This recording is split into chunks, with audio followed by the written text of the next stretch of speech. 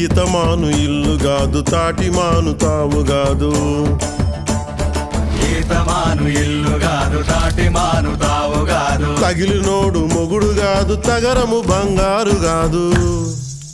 అందుకే మాట వినాలి గురుడా మాట వినాలి మాట వినాలి మంచి మాట వినాలి.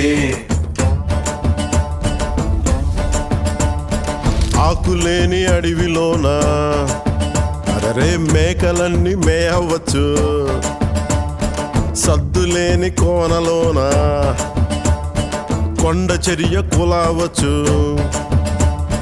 మాట దాటిపోతే మర్మము తెలియకపోతే, మాట దాటిపోతే మర్మము తెలియకపోతే పొగరుబోతు తగురుపోయి కొండను తాకి